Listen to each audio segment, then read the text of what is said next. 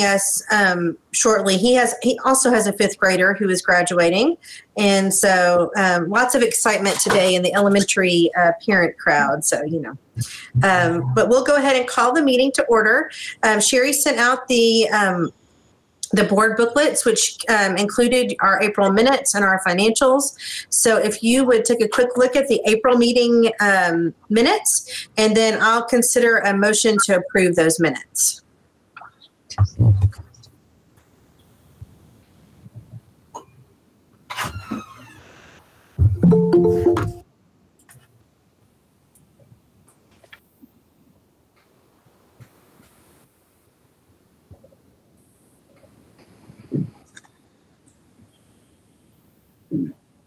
Motion to approve the minutes. So Sarah has moved to approve the minutes. Do I hear a second? Second. Thank you, Larry. Larry seconds. Those in favor make a sign or say aye. Aye. I heard that. Alex, thank you very much for that robust response. Okay. You're welcome. We've approved our minutes, and we're going to move on to our financials.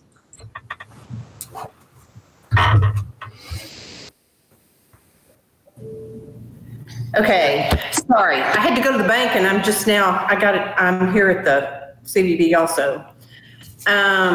You should have gotten your financials by email. There was a note put on that Shay sent out that we do have quite a bit more hot fund tax that came in the first part of May to the tune of about $85,000. So that looks like it's way below budget, but it came in right after the statement closed. The rest of it's pretty cookbook. I'm open to questions.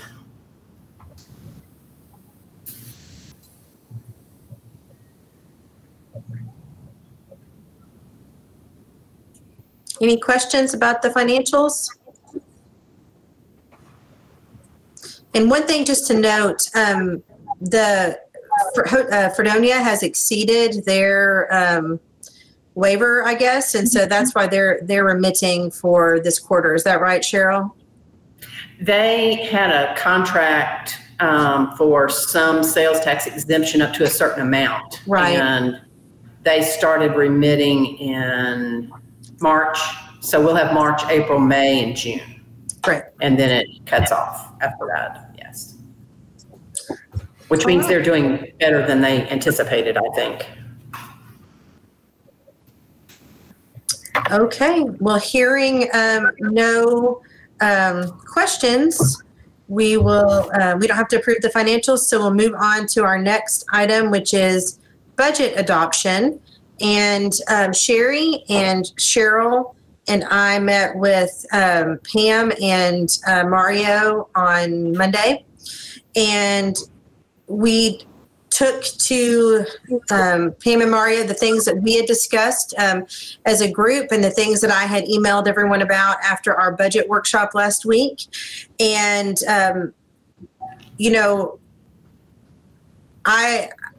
I told them that I think that we need to begin planning to have someone that is a special events servicer, that we really need to have a separate funded position for that. We also need to start planning and visioning for how we want to handle maintenance and of the building, and also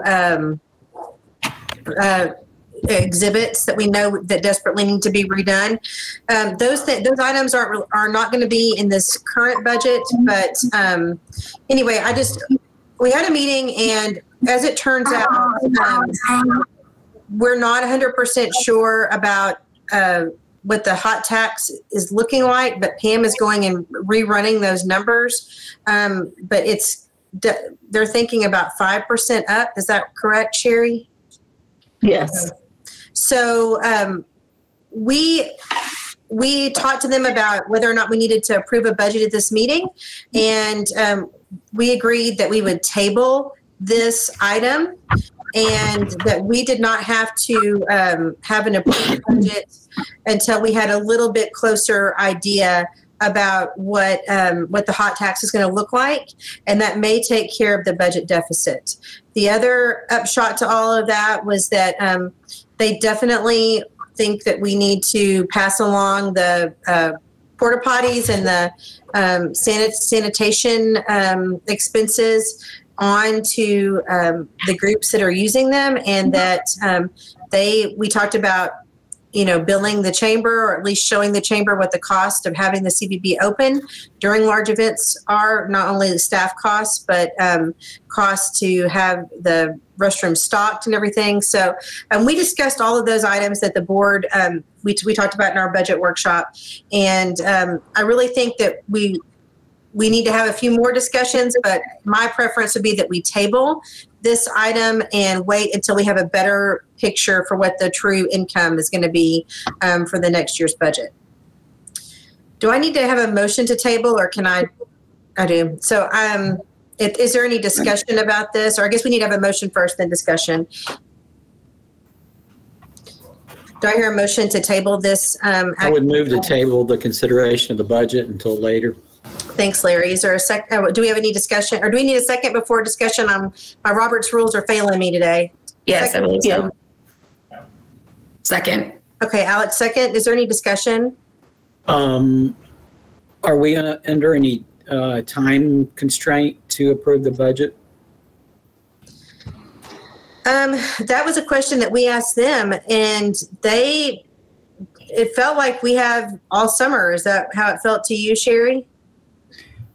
Starting in June, they'll start having budget workshops and city council meetings. Technically, the city's budget doesn't get approved until September, and we will still keep getting remitted hot tax. And what happened last year for us was the dollar amount that was forecasted by the finance department for us to build our budget around was nowhere near what the actual was. And we just didn't have any way to know that. So what Pam Kerbo in our finance department for the city told us was probably July will be our deadline to finalize our budget. And by then we'll have a better idea of what's being remitted, because we'll be in that final quarter. So we may have another budget meeting with another budget workshop meeting in June after we get maybe some better numbers. But I would think that we have, July or August meeting, we'd want to approve a budget that we can send forward. Yeah. Okay. All in favor of tabling this action item? Any opposed? Okay, I guess we've tabled it, and we're going to move on to the next item, which is the SFA display and Heritage Court discussion and direction. Sherry's going to handle that. Yes, can everybody hear me okay? A couple of weeks ago, week before last maybe, Rick Still came to visit me. And he is a former board member, and a lot of the displays, if not all of the displays that we have currently in the building, he was part of that group that broke tourism off from the chamber and established us here. He had two concerns that he wanted to address with me. In a brief update back, gosh, we were still meeting downstairs in the basement. It was probably my second year here. Up until that point, any change in our displays technically had to go through Mr. Still. And the board voted and decided at that point to free him of that responsibility. And so the content of the displays became ours, staff, led by direction by me. So that's sort of where we were, but he's still certainly an active participant in tourism here, and still allows us to have on display a lot of his prized possessions. So his first thing, if none of you have been to the CVB in the last 3 weeks, on display on top of in our main lobby are the photographs of the Heritage Court. And they take up a significant amount of room. He has concerns about that. And I will tell you that I ran into that. When I first got here, that was already being done. The Queen's portrait was on display and the entire court. I never thought anything about it. I just thought it had always been done that way. He expressed some concern that it was too cluttered and it interfered with patrons' ability to view the guns, and that it just, in his opinion, was not the right place for that. He feels like the Fredonia Hotel is probably the biggest recipient of tourism dollars in this community, and as such, they should make room for these photographs to be displayed in their lobby. And so I told him that I would bring that to the board's attention and move it your direction. So that was the first item. The second item is the SFA display that we have. It is quite large. It's in sort of our vestibule room off of the main lobby and in front of the stairways that goes to the office space where Joanna and Ashley office out of. He gave me the history of that. That was something that, according to him, Francis Abernathy had done on his own without any direction and without any approval. And so they just showed up and it was there in all of its grandeur and glory, and has remained as it is, forever. His suggestion was for me to reach out to East Texas Research Center and give them 2 weeks, a month to come and reclaim the items in that display and be done with it, because it was never an approved display.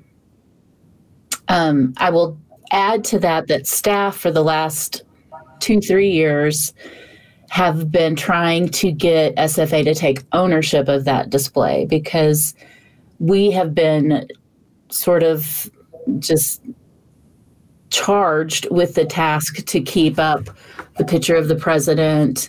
And we do what we can, but it does take up a lot of space. I personally am not of the opinion that it does not belong here. It's a very popular display that we have, and we see a lot of alumni that come through. But I think there is so much more that can be done with it. And we have reached out to the Alumni Association. We've reached out to the marketing department. We've tried our best to sort of find where at SFA that would belong if somebody wanted to. And, people have come out, Craig Turnage and his crew have come out to look at it, and they agree, that it could be a lot nicer, but nobody has taken ownership of it. So for that reason, I would be of the mindset that, we could, if we wanted to, if this board directs us to go that way, remove it until something better can be put in its place. So those are the 2 items that I told Mr. Still that I would bring to the board for discussion and direction.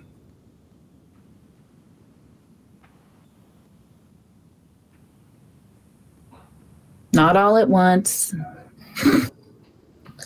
Well, here's my concern about doing a lot of. We've already talked that we know we need to do some refresh and redo on the displays, but I am kind of concerned about having things removed. And I would like us to have a comprehensive plan on what those exhibits are going to look like. And I'd like to have a professional person come do that. And so my feeling is that nothing's burning down, nothing is crumbling in the case. I would rather not make a lot of decision on that when we've already discussed. We know that in our next year, that's something that we want to focus on. I'd rather have that done by people who know how to do that. And I know how to do that, but that's not my role on this board. So I'd rather have someone else do that. That's just my thought.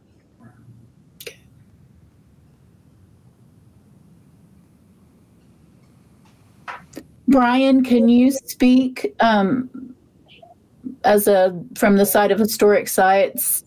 Would we be able to utilize y'all's expertise in curating some new displays? Thank you, Sherry. Yes, absolutely. Between Veronica, Jessica, and myself, we're more than happy to lend guidance, expertise to whatever direction the board would like to take. Thank you. Brian, are you in some agreement, though, that it would be better to have your staff and folks come take a look and build a plan before we start dismantling anything? Absolutely agree with that, Shay. And speaking from kind of Shay's point of view as well, is that there should be a comprehensive plan on what's going to be done before you start doing anything. So I'm really appreciative that Historic Sites will lend their expertise, because I know you guys are way more current than I am in the museum field. So I would say, Sherry, that you could go back to Mr. Still and say, we really appreciate this discussion, and it was already on our radar, and we'll have a plan to make a comprehensive plan, work with Historic Sites, and we know there will be changes to the exhibits, but they probably will not happen immediately. Okay. For the Heritage Court situation, that's not technically a display.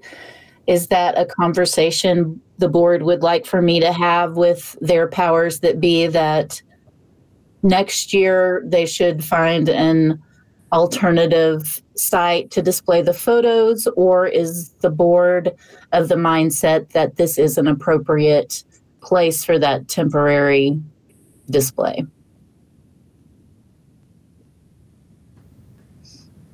What's the relationship with the Heritage Festival and the Convention and Visitors Bureau?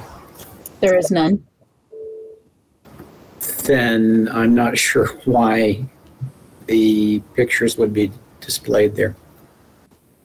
I will tell you anecdotally, I was here when they put them out this year, and there were 2 or 3 families that were just fascinated that that's part of the culture of our downtown, and they had several questions. And anytime I'm passing through the lobby, people are like, so who are these people in the picture? I mean, it is a conversation starter. Our visitors really seem to like that.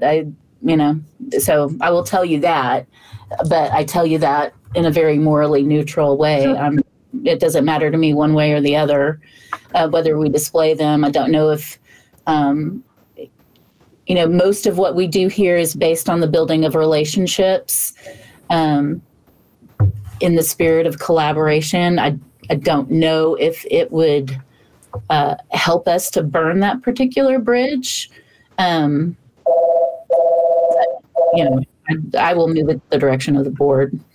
Well, I'm not trying to delve into moral issues, but historically, does anyone have any idea why that tradition started or how it started? The Heritage Festival, or no, displaying the pictures there. I honestly, I think the photos used to be displayed at the Blunt home. When, just anecdotally, growing up, I remember they used to be displayed, I think, at the Blunt home in the law office building on North Street.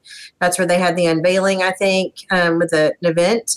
But I have no idea as how they came to be downtown. I also don't know where they would go, but that's not used to be at the chamber, Shay. The chamber? The reason they were at the Blunt home is because that was the chamber. Oh yeah, that's true. That's right. That's why they were there. And I remember a couple of years because I worked in the chamber every once in a while in a small office, and they were there just like they're here now for a couple of years. I don't know why it went from the chamber to the CVB. Probably because at that time there wasn't a CVB building before they opened the CVB downtown. So it may be that they've been there all along. I don't know the answer to that, but that's another piece of the comprehensive planning process, I think, of exhibits, whether there is a space for rotating exhibits. I mean, I would think that the Heritage Foundation would have, a right to be there if we had a history of the garden clubs or whatever we might have. I mean, I would feel better to wait to say anything to Heritage about next year until we get this comprehensive plan. And it may write itself in that way, because it may just be that when they come back with a comprehensive plan, we just don't have the space for that. So that's my thought. I'm not trying to kick the can down the road, even though it really sounds like I am. All right. Well, I will move forward at your direction then. I would also point out that I believe there is a museum studies program at SFA in the history department that might be able to lend some assistance in developing exhibits as well. It's a great idea. Thank you for that, Larry. I think Perky is in charge of that, right, Larry? Perky Beisel. Okay. Next up is another item for me, and it's just a rentalscape update. I ran a report on short-term rentals and received a list of properties that are currently remitting their tax to the finance office. So we have 37, it depends on which day, anywhere from between 34 and 37 active short-term rentals that meet the qualifications to remit local hotel occupancy tax, and of those, 13 are currently doing so. So at this point, I am drafting a letter and working with the city attorney to send out to those people that are not in compliance and getting them on board. So that is the rentalscape update.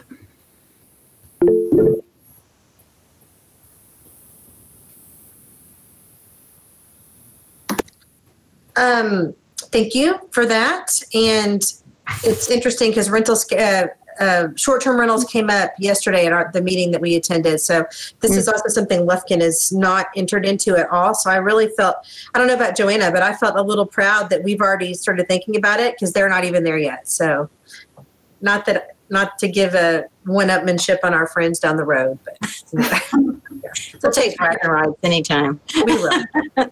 All right, Ashley, website update. Is my mic off? Can y'all hear me? Mm-hmm. Okay. There's not much to report. We are currently waiting on Sapphire to receive the information from SimpleView. There are these two website hosts that you'd think would have spoken to each other in the past at some point, but they're acting like they have no way of transferring the information, and they're using me as the middleman. They're like talking about these file transfers and these little like file types that I've never even heard of, way above my head. And I have tried several times. I've been like, can I connect y'all? Can you guys talk? But they insist on going through me. But Sapphire has decided that they are tired of waiting on SimpleView, and in order to keep us on our timeline, they are manually copying everything from our website onto the new website. We are paying them to do this, but I am appreciative that they are doing that in order to keep us on track, because they know that they're not only up against like our regular deadline, but also the deadline of my baby coming. And so I'd really like, my website baby to come before my human baby. So anyways, that's what we're waiting on. I'm appreciative of Sapphire for all of their help in this. I'm currently going through their training. I've got about 2 weeks left. I'm building out our About Us page just as practice. And we're also starting to input some businesses that have come on our radar since our last update on our website. There's a few new downtown businesses that we're putting on the new website. So we're excited about that. And I was going to include this in my marketing report, but I'll just include it now. I'm doing a photo contest. I think I mentioned in the last meeting to get some content for the website, and it's going okay. We've got about 5 days left before the end of the deadline, and we've had about 24 people enter. Some people have entered more than one photo, so I'd say we've gotten about 50 photos. But definitely spread the word if you have any photographer friends. I did say in the description that amateur photographers were welcome, and I stand by that, but we are starting to get some photos that are very amateur. So if you know anyone who is like a semi-talented photographer, please send them my way. We've got cash money for grabs. So yeah, it's easy money if you know of any college students or even high school students that just have an eye. You know, I like to think that I'm a pretty good photographer. So I think that if I can do it, anyone can. But yeah, that's it for the website. Does anyone have any questions? We really are going to be using the launch of the new website, which should be middle to end of June, to sort of reinvigorate some past programs that have fallen to the wayside due to lack of involvement. On our new website, we'll have ticketing functionality, which Joanna is going to spearhead that part of it, so we could act as the Eventbrite for local events from our website. It will allow us to build out packages between hotels and different tourism assets. We can build packages around our special events permitting so that people could, you know, pull over a small event and trash pickup, security, and fire, and then have all of that in one charge that they can buy on our website. And we can also expand our already present online store as well. So that's going to be some neat functionality that we have. There's also some ad space that we have on the new website. Currently with SimpleView, they have a third party called DTN that sells ad space. We would be able to bring that all in-house and receive all the benefits of those advertising dollars. So Ashley and I and Joanna will meet in the upcoming weeks here to sort of decide, do we want that to be on a quarterly basis, and what does the pricing look like? Are we going to have certain qualifications? You know, are we going to look at the reviews of hotels before we allow them to pay for presence that has the illusion that we support them and, you know, that we're recommending them, that sort of thing. So, and in order to do that, we're going to bring back the hotelier meetings. We're going to do, Joanna and I were talking the other day, you know, having one meeting, informational meeting that we repeat, and we'll do it at a breakfast time, a lunch time, and a dinner time so that we can reach all of them and sort of reestablish our relationship with the traditional lodging partners, as well as onboarding these new short-term rental people that we're bringing in as well.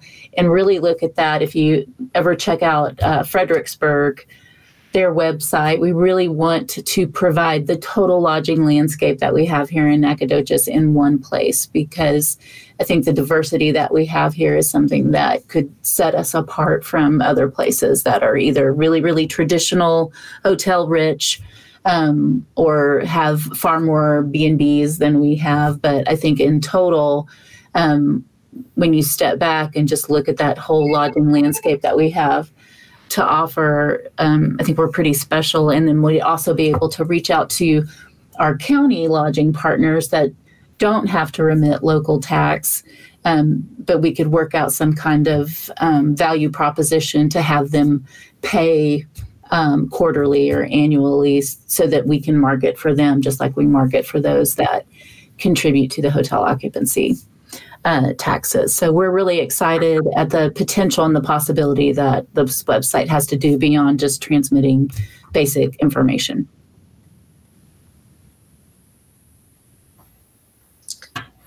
It's going to be awesome. I just can't wait for the launch. I think that there's so many good things that are surrounding that. So thank you, both of you, all of you, for working on that.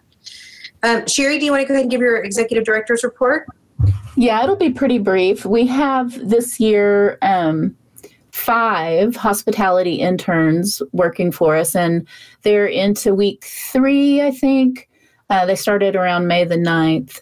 And man, they are sharp and with it, and we give them a task and turn around in 2 seconds and it's done and it's perfect and it's amazing. So we're so thankful to SFA School of Hospitality for letting us have these interns. We have one of them qualifies for work study. We have worked into our budget that we have a work study intern, a paid internship, and that's the only one that we have. So that worked out well for her, and she's in the process of getting her all the paperwork that is involved in that worked out. But the other ones are unpaid interns. And just recently, I don't know if y'all happened to look at our Facebook page, but they went to a new business here in Nacogdoches, the Vision Box, which Dixie Rose, it's a selfie studio on North Street, close to College Street.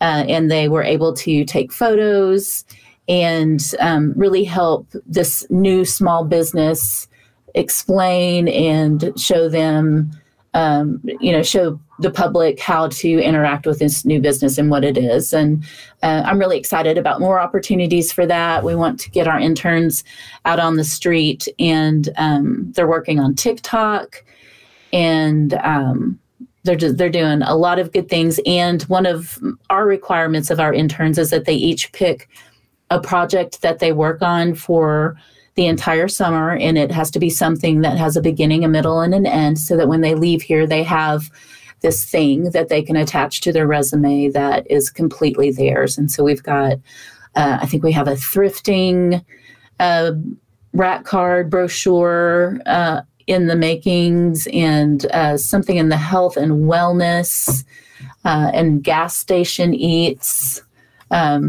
Pretty creative group that we've got here. So we're really excited about the work that they're contributing to our team. So that is one thing. The other thing is a reminder to our board that part of your board requirements is to sign up with Mike to work a shift here at the CVB, a volunteer shift. I'm going to challenge everybody as well to find some friends. We are sorely in need of volunteers, and it's easy. I think it might be a little, it might seem like it's a little harder. You might think that you don't know enough about Nacogdoches, but it's easy once you get around to it. But we lost a lot of our older volunteers during COVID, who, when they just didn't feel safe to come in when the crowds were coming in as they were. And then, that's just the human nature. When you realize that you don't have to do something, you break up that routine. Sometimes you have replaced it with something else, or you don't feel like you want to. But when you volunteer, you can do it with your partner, with your kids of a certain age. I think it's a great opportunity to really get to see your community with a different scope, and certainly as board members to have a more hands-on understanding of what it is that we do. Chris is great.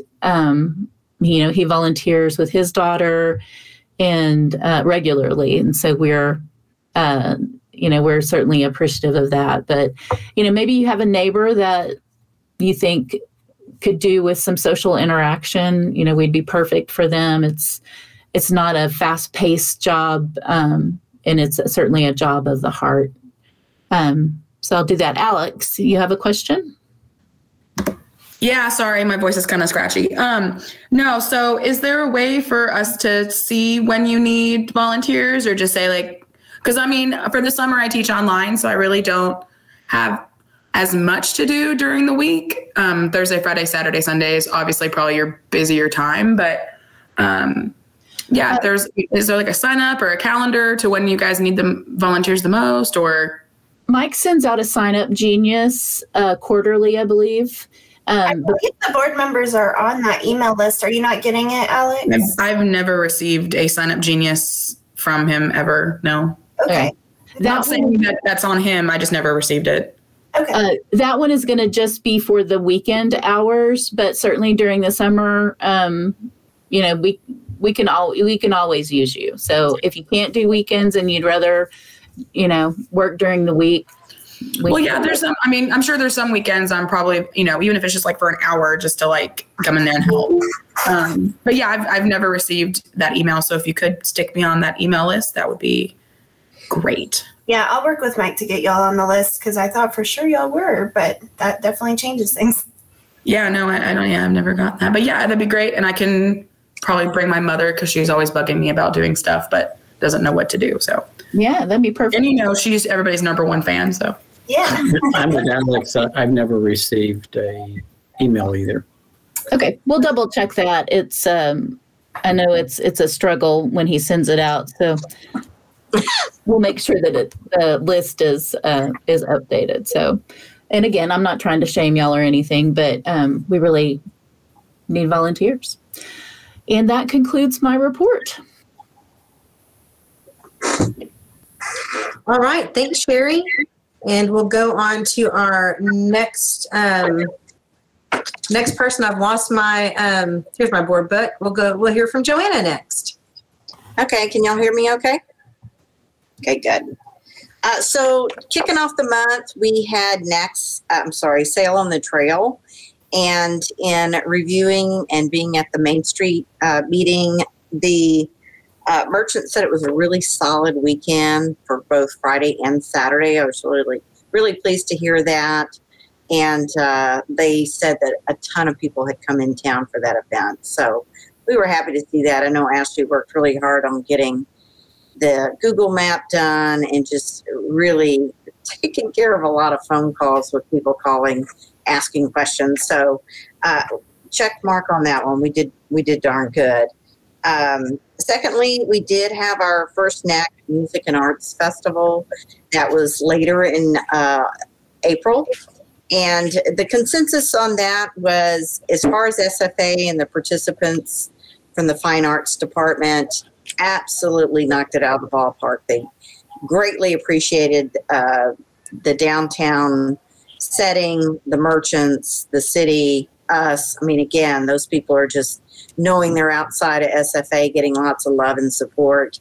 The biggest issue that day, as far as where the merchants were concerned, was the number of vendors, which weren't as many, because you got to remember the focus for the SFA crew was really to get the scheduling down for all their performers. I mean, it was an outdoor recital and it was packed and it was fabulous. And, the next year, of course, having more vendors on the street, which just creates more crowds and more activity for the storefronts. And it was so stinking windy that day. I mean, there were tents going down the brick streets like, tumbleweeds. So a lot of them just packed up and left. It was so windy. It settled down after a while, but not after we lost a good amount. But otherwise, it was a great event, solid throughout the day. It just like the Day of the Dead, when they expanded to the full landscape, it just looked empty. Wine Swirl was like that as well when it first started. Some of the thoughts from the Main Street was whether they wanted to have an event like that downtown, if it was something we could consider in looking at Festival Park. To me, everything's a possibility, of course. It's just right now, Festival Park, it's more about the power, the electricity. The nice thing, what they did do this time was when they had one stage going, the other one was quiet, but as soon as one quieted, the other one, revved up. And that could be something that could be created again in the park or any other designated area. So, but overall, great event, lots of fun. It was nice to be able to partner on that kind of level with SFA. Next, I did go to a Lufkin Music Friendly meeting on May 9th where I got to meet Tara Hendricks, who is the tourism and marketing person for Lufkin. She's an absolute hoot. I like her a lot. She was also present at yesterday's Deep East Texas Travel Summit that was put on again through hospitality at SFA. And just being able to work with her and just getting to know each other, we were looking at low-hanging fruit of which were where we could do more regional partnerships.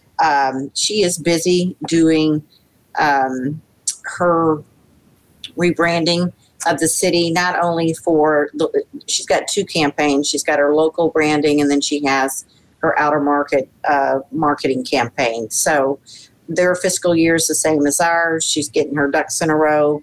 But some of the things we talked about were a music trail, which basically just identifying places of business and also live music throughout the summer months. We also thought another great one would be the Antique Trail, which really extends beyond Lufkin and Nacogdoches, but also as you head down to Houston, you know, your Clevelands and your Cold Springs and Livingston, they're all part of this Deep East Texas initiative and summit we went to last year. We thought that was very easy to do. We also talked about, in the regards to budget, looking at a FAM tour in 2023 that would cover both us and Lufkin. So that has possibilities. And in regards to the interns, I'm working specifically with two of them. I grabbed, golly, I can't tell you, all five of them are just amazing. Mine is working on the fuel station fill-ups. So this is identifying, I think here locally there's 20 of them that serve hot food. And in this process, we're creating a database. We're creating a show and tell where we're actually going and trying the food out. We went to one, thought we were going to just get a little snack. They frickin' full course mealed. We got A to Z. We were so stuffed we couldn't even go to another one. And everybody ate. And that was King Tacos. I'm going to go ahead and plug them. They're on the south side of town. Amazing. This guy can make anything and everything, but we'll get to that. We're making a brochure. We're going to have it on our app. It's really exciting to have these kids because they like eating too. We're also working on updating our database for the music friendly. And again, in conversation with Tara, we're going to extend that to include all of our art and music potential. You know, I mean, Lufkin is working towards that cultural designation. I don't see why we can't be primed, but it just makes sense for us to have that kind of stuff ready to go, because I think those are the kind of folks we want to, you know, tap into when we're looking at events, festival creation, and just showcasing our talent here in East Texas.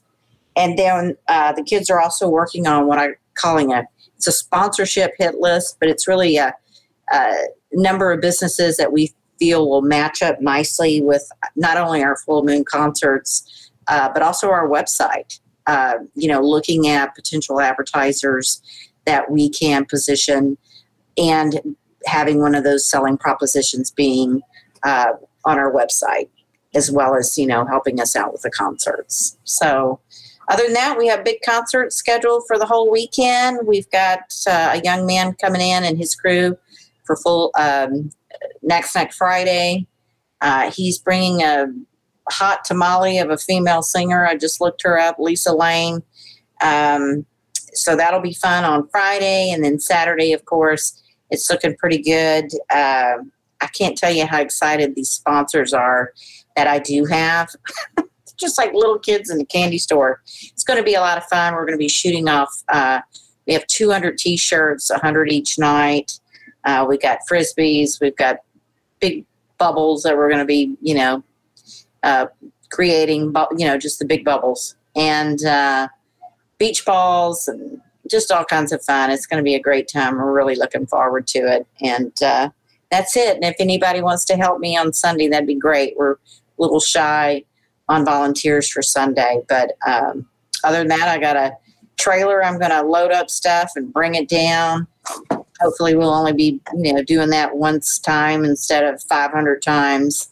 And that's it. Joanna, what time do you need people on Sunday? We are, I'm pushing it to the limit. I say 4. I mean, they're going to start shutting the doors at 4. Once we get all our vendors in and then the gate, we really don't have an official gate. So 4 o'clock's good enough. Okay. Well, I'll count on me. I'll be there. Okay, cool. Because I was planning on coming anyway. So I'll see if I can round up some more people too. Okay. That's wonderful. We appreciate all the help we can get. Should be a lot of fun. Sure. Okay. Let's see. We got Ashley. Yeah, so just to, off the tail end of what Joanna was saying, just remember that as board members, you all get free tickets to our concerts. We've got them here at the Visitor Center. We've got concerts or tickets for both nights. So dang it. Oh, sorry, Alex. I obviously didn't get that memo, so. I'm so sorry. Just you're supporting the CVB. Yeah, that's all I'm thinking of. Exactly. But yeah, so y'all should come get your free tickets, or you can get them at the gate. I think we're gonna have 4 out of the 5 interns there at the concerts, and of course we'll all be there keeping an eye out for y'all. But yeah, so we've been heavy on the social media on that. So if you could just share, ticket sales are a little bit slower this year online. We don't know if people are worried about the weather or if people are just waiting to see if something better comes along. But we all know nothing better is going to come along because we're going to be the best thing to do in town on Saturday and Sunday. So yeah, for the rest of my report, we had just shy of 13,000 users on our website in April, which is really great. I think a lot of that can be attributed to the azaleas, but also all the cool events that we're having. Sarah just said she can come and help on Sunday. Thank you, Sarah. Just to continue talking about how amazing our interns are. So yeah, Joanna and I kind of not unofficially split them. So I've got Shelby, Natalie, and Bailey. For the most part, I mean, we share them, and they've just been helpful in all things that we do. But I was kind of zoning in on, I'm like, okay, which one of you is interested in social media and content? And it seems like Natalie, who is the paid intern, is the most interested, I believe, either her or Bailey. Bailey has a secret talent of being a designer, a graphic designer, despite being a hospitality major. We don't expect all of the interns to be super savvy in design and things like that, just because that's not their field of expertise. But Bailey heard me talking to someone about, contracting for a t-shirt design, and she was like, I'd like to try my hand at it. So real quick, I just want to show y'all what she did because I'm just so impressed. Let me do this. I haven't shared my screen in Google Meets before. Okay, just a sec. All right, can y'all see that? Okay. Anyways, that's all I wanted to show y'all. I just thought that was really cool. She actually did several just like that. We specifically asked for something that said oldest town in Texas, and she understands our vibe, I guess, right off the bat. And so I'm really impressed by her with that. I'm impressed with all of our interns, as the others said. Let's see. Alex is asking in the chat box about our influencer this weekend, which I was actually just about to talk about. He is coming in Friday, actually, for Knack Snack. This is the guy from Austin that I told y'all about, and I'm excited to work with him because we've never worked with a male influencer before. I'm not even sure if influencer is the right word, but he's a blogger. He lives in Austin. He's a foodie. He has a drone, so we're excited to get a lot of pictures and content with him this weekend. And so we're going to be sending him to all the places: Fredonia Brewery, Front Porch Distillery. Of course, he's coming to our concerts in Knack Snack Friday, and he's going to be trying out our food trucks. So just be on the lookout for his content. Make sure you share it on all of the social media. Let's see. And then I already talked to you about the website and the photo contest. So I think that's it for my report. But if y'all have any questions or anything, let me know. Ashley, what's this young man's name? He looks straight up like a lumberjack. His Instagram name is The Hungry Dollar. His name is Shane. He's, I want to say, late 20s, early 30s. He has a huge beard, so he's going to fit in really well here. And he loves craft beer. He loves barbecue. So he just seems like a great match. And he has 5,000 Instagram followers, which doesn't sound like a whole lot, but it's important to remember that for our market, we are not chasing the people that have millions of followers because they are promoting places like Dubai, India, and stuff like that. Like, we're looking for people that are looking for, towns the size of Nacogdoches, like weekend getaways, drive market, things like that. So we're really excited about him, and he's very eager and excited as well. So, yeah. That's great. Thank you so much, Ashley. It's going to be a big weekend, so yes. Looking forward to it. Is Mike around? Yes, he should be with Shelby. Shelby, can you, there we go. Hello. How's everybody doing today? First of all, business as usual here at the Visitor Center. We're still getting folks. We had people from France and from Ireland this week. It was kind of cool. And in London. And the Netherlands. Netherlands. Oh, that's right. 2 people from the Netherlands, which I thought was pretty cool. And I apologize if you guys haven't been getting my sign up, but I will make sure that my emails are updated, and we will send that out tomorrow probably, if that's okay. But anyway, that's about all I have. Thanks, Mike. I just looked, and I think that it may be going to spam because it looks like it's coming from a Sign Up Genius email. I think if you're emailing it through Sign Up Genius, it could be going to people's spam. So because it did not come from your CDB. I'll get somebody more savvy to work on that with me. We'll get it updated. Okay. So I think you've been sending it, but it's probably hitting the dark parts of our email. Okay. Well, we'll see if we can work on that. Thanks. Well, thank you very much. It looks like we are at the end of our meeting. Our next meeting, it would be the 3rd Wednesday of June, which would be June 15th. We will continue with this time at 3 p.m. Unless there's a discussion about changing it for this next meeting. We may have a different meeting time moving into our after our new board is seated, our new board members are seated this summer. But everybody good with same bat time, same bat channel? Yep. Okay. Well, great. Well, I will adjourn this meeting and hope you all have a wonderful afternoon. What a beautiful day to be in Nacogdoches, Texas, y'all. So have a great afternoon.